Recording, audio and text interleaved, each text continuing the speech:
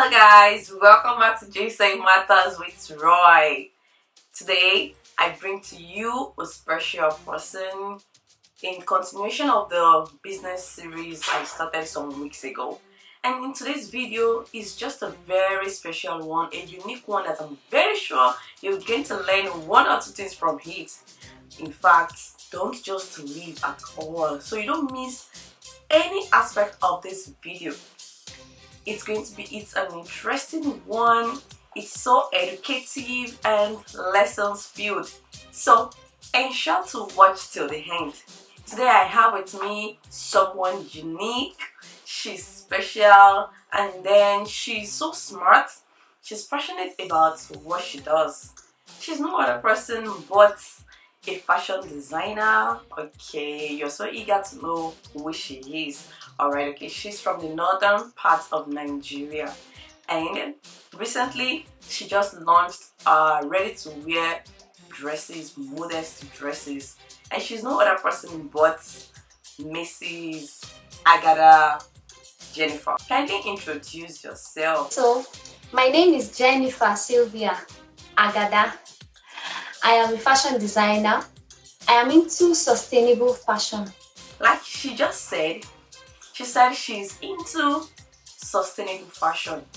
And then I wondered what she meant by sustainable fashion.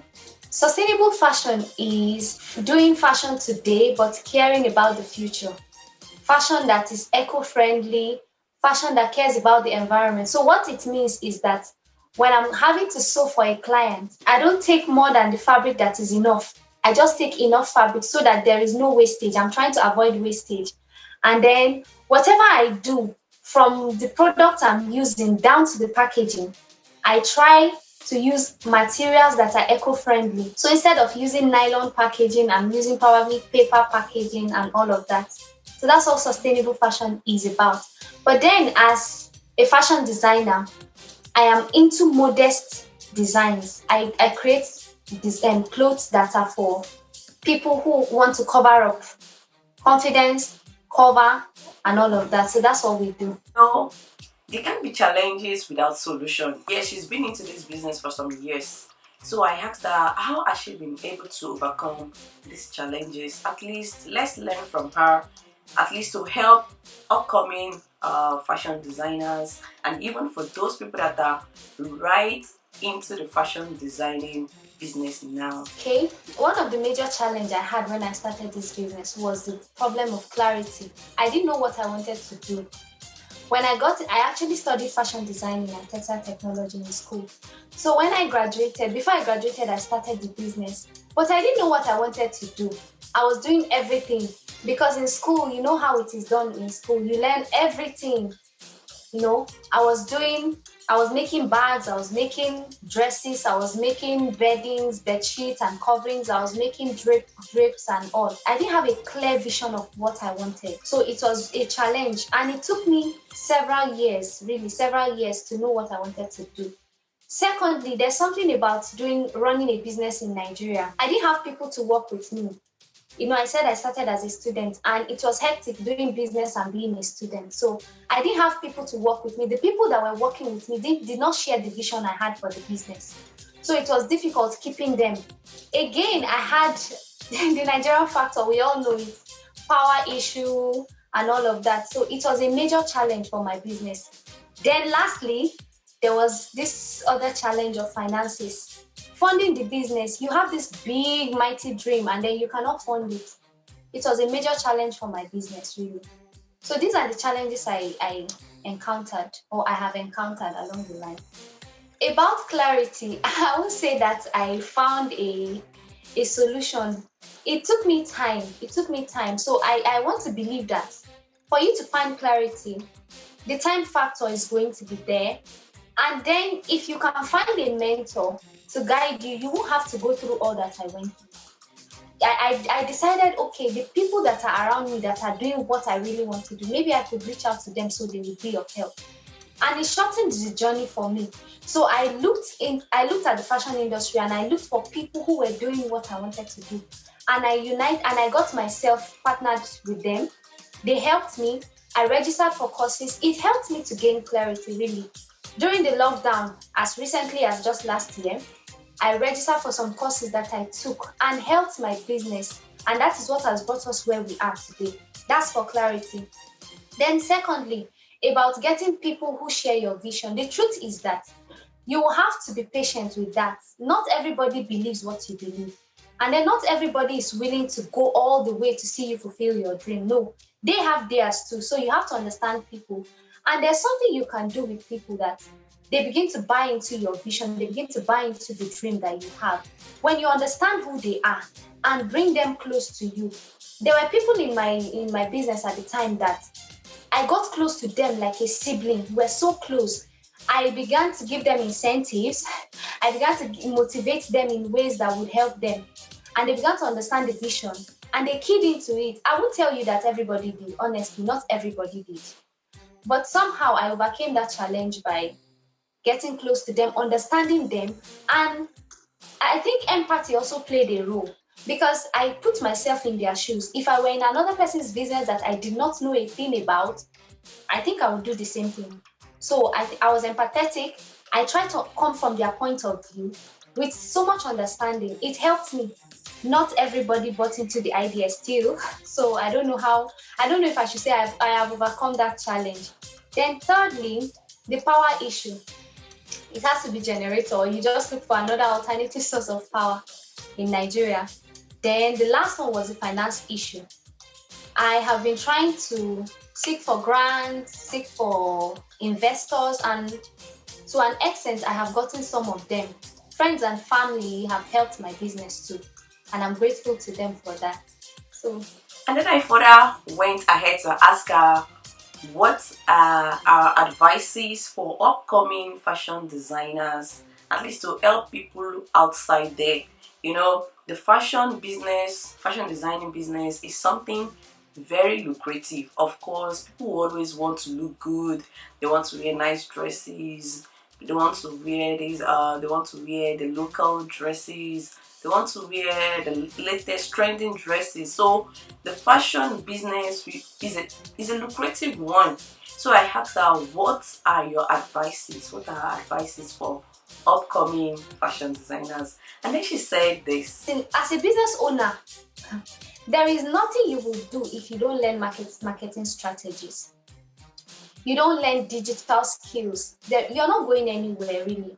So some of them are professional courses.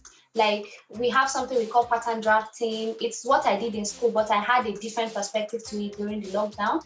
I also saw that what I learned in school is outdated. You have to get better knowledge, develop yourself in areas that you need to develop yourself. And I took fashion illustration courses. I took courses in business. And then there was something that was a challenge that I did not mention. I personally, I am not good with figures. I'm not good with numbers. No. And so I saw that as my weakness and I took courses related. So what every fashion designer should look out for is self-development. You should begin to develop yourself in areas that will make you stand out in the field. For instance, if you choose that you want to go into bridals, what is your unique selling point? Everybody is doing bridals. So what are you bringing to the table? What are you bringing to the field that we have not seen before? Begin to train yourself in that area so that when somebody comes to either patronize you or somebody comes and sees your work, they know that there is something unique you are bringing to the table. Again, as a fashion designer, read. There are websites, there are books you can read.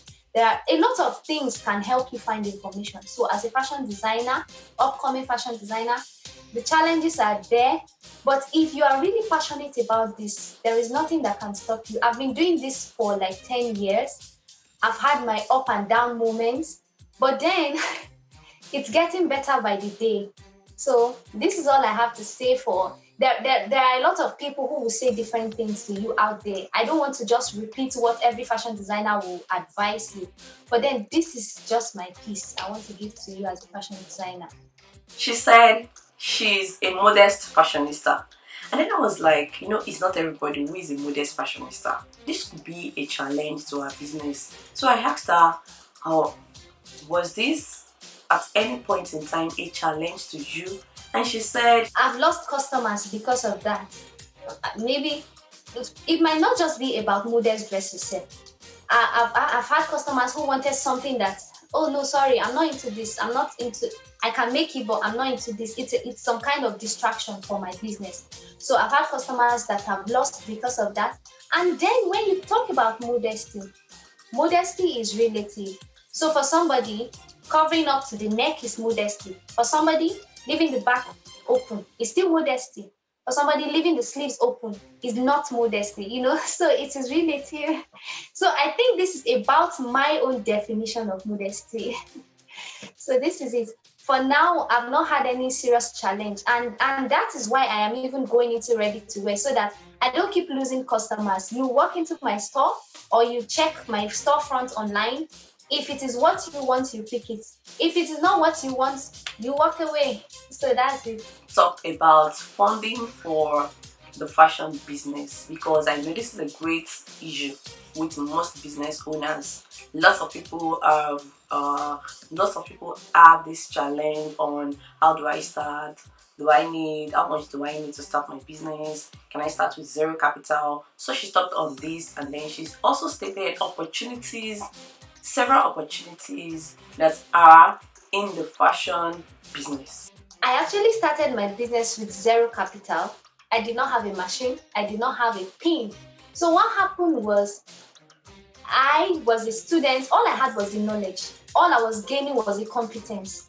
So what happened was, as a student, I just kept doing my thing, learning. I learned in school. While I was in school, I was trying to train with somebody outside school, and then I interned with another big fashion school around where I live.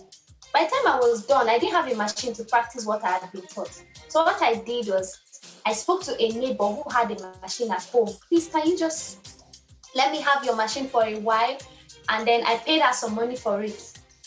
So I don't know if that would be considered as capital, because the money I paid her was for her to help me fix the machine. The machine was in bad state since she was not using it. And it was just as little as 700 naira. So she helped me fix she helped me fix the machine, and then I began to use it. I was using it just in the dining area of our house at the time, and I was sewing for myself.